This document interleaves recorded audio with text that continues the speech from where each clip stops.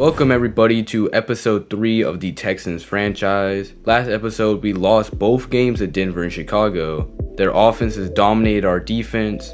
Now we are 0-3. The good news is Denzel Perryman will return from his injury that sat him out week 3, while Damian Pierce and Christian Kirksey are still out. Before the game, Dalton Schultz is interested in re-signing with Houston, and I think we should go for it. I like Schultz as a talent, and he's only 26. We offered him a deal, and we'll see what he thinks. For the rest of the guys, I don't know about re-signing them. Maybe Denzel Perryman because he has played well, but with us being 0-3, nobody besides Schultz is heavily interested in returning. Also, some news around the league. Washington's star defensive tackle Daron Payne and others like Cam Curl and Sam Howell have been suspended for 1 week due to a fight at practice. Darren apparently hit the QB, Sam Howell hard in the practice reps, and some reporters say that Daron Payne may want out of Washington. I'll update y'all on what happens with that situation next episode.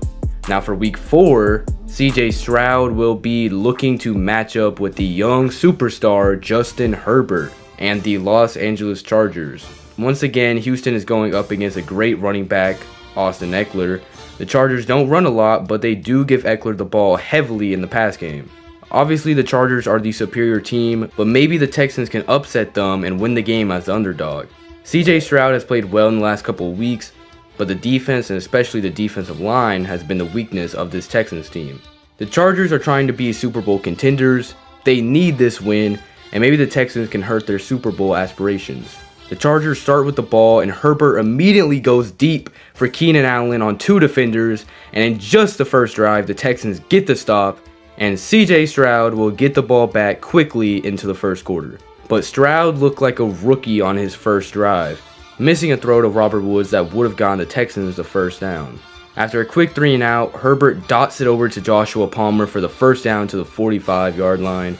And Eckler gets a stretch and he cuts it back for a big gain to the 24-yard line. In the red zone, Herbert throws it to Mike Williams for the touchdown. Great throw by Herbert. Awful defense by the cornerback, Steven Nelson.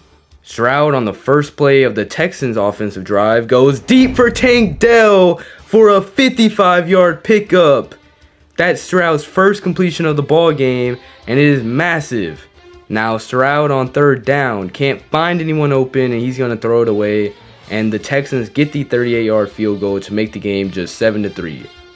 Justin Herbert on first down connects for a wide open Mike Williams. What a stiff arm by the big body wide receiver. Herbert on 2nd and 5 hits his favorite target Keenan Allen for the first down to the 28-yard line. As of late, this Texans secondary has looked worse and worse. Now Eckler gets a big gain to the 5-yard line. Houston has some serious issues on defense, and Trey McKinney with one of the easiest touchdowns imaginable. The game 14-3, Chargers winning, and Houston's coach Quanfrazzle Bingleton calls for the QB draw for a nice gain of 13. Good play call by the coach. Stroud to the tight end, Dalton Schultz for a first down. Now CJ Stroud is starting to hit his targets a little bit more. On the run, Singletary gets his biggest gain of the day. And CJ Stroud on play action hits the fullback with pressure all in his grill. Now on 4th and goal at the 2, Singletary is able to get in the end zone for the touchdown. Houston has been putting up a fight against a great Chargers team to start the game off.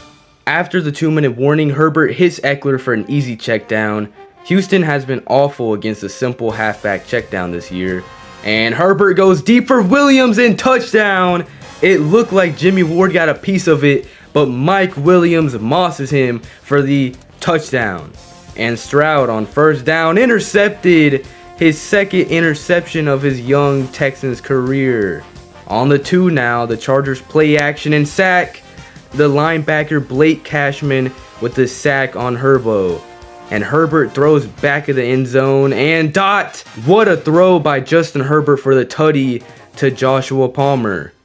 After Houston put up a good fight early, Stroud and the Texans are getting completely outplayed and overwhelmed on both sides.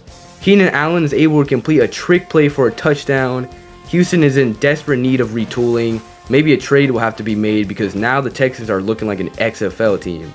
CJ Stroud once again, Asante Samuel Jr. with his second pick of the game. Houston's O-line was awful against the Chargers. Khalil Mack and Joey Bosa not letting CJ Stroud get in rhythm at any point.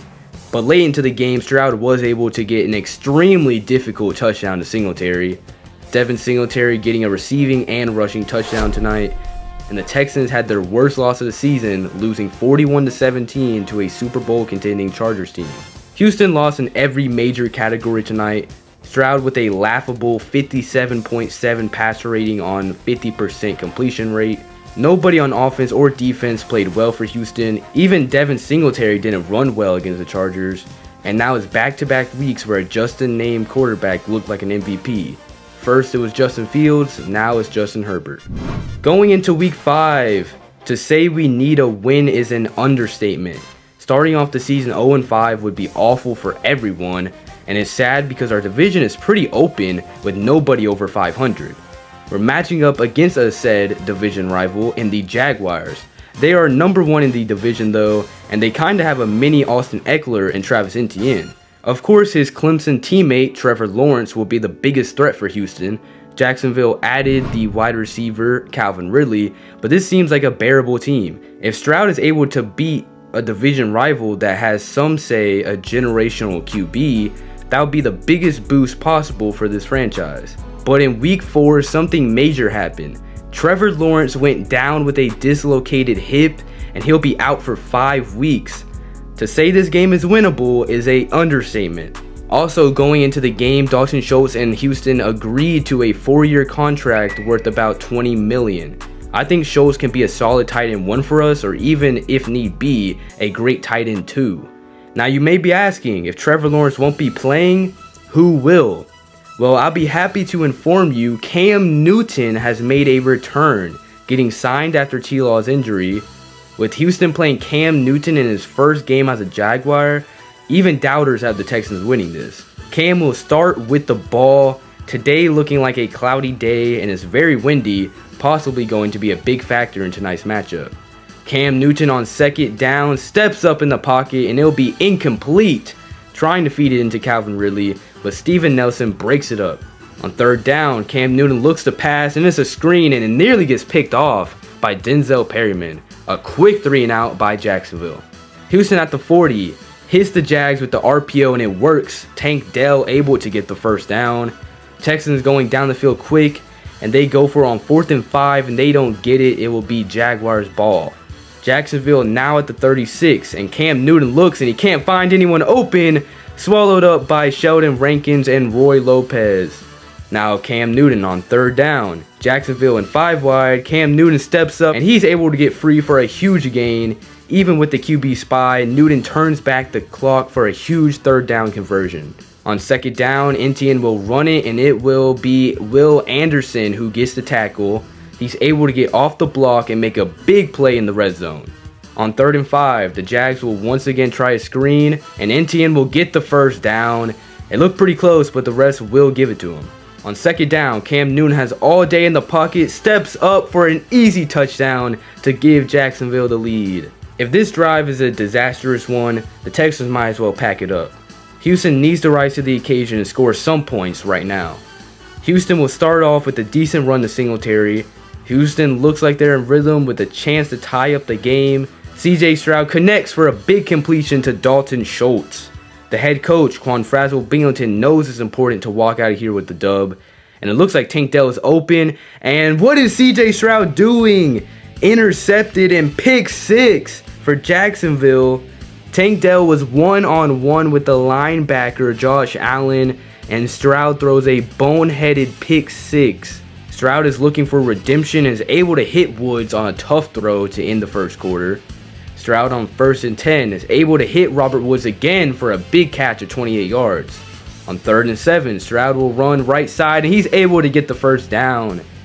Houston's best drive of the day will end in points, not 7 but 3 off of the 30-yard field goal by Fairbairn. Houston's defense is now having to be relied on to make a big stop. Once again, Cam Newton will give it to Etienne on the screen and the Jags will get a minimal gain. And on 3rd and 8, Texans needing a big stop. Etienne wide open. He jukes the defender and he gets the first.